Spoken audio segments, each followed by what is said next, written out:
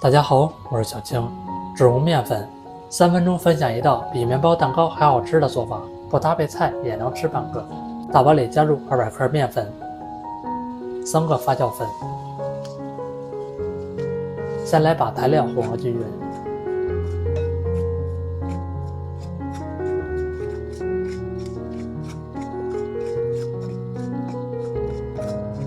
再加入180克常温水，继续来搅拌一下。我每天都会分享一道家常美食食谱，感谢您在影片下方为我点个赞，给订阅支持一下，非常感谢您。咱们一直搅拌到稍微浓稠一点的面糊就可以了，这个就是最佳的状态。再放上保鲜膜，想法2倍大。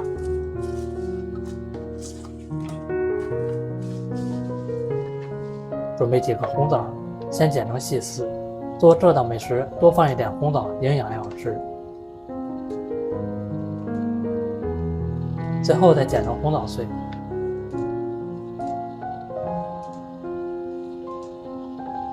现在的面已经搅拌好了，来看一看啊，里面都是蜂窝组织。再放入剪好的红枣碎，来搅一搅，排出里面的气体。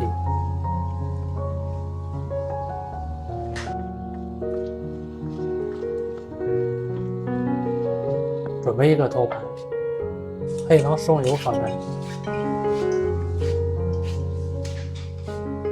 再倒入面糊，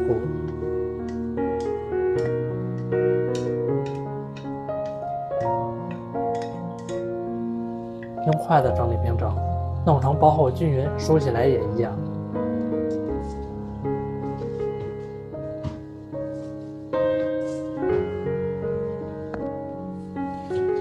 放入蒸锅里面，先不要开火，响发15分钟。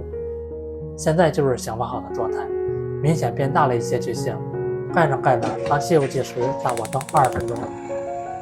现在已经蒸好了，焖3分钟取出来，就防止回缩塌陷了。用铲子从四周的边缘刮一下，这样就很轻松的脱模了。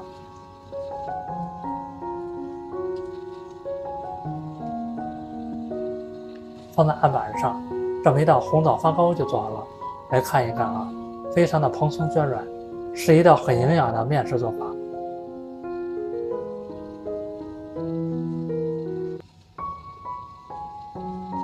再改刀切成小块，吃起来方便。这样做出来的红枣发糕不粘牙不塌陷，吃起来的口味比蛋糕面包还好吃，不搭配菜也能吃半个，非常受欢迎的做法。喜欢吃就马上收藏起来试吧。感谢您的订阅支持，我们下期食谱再见。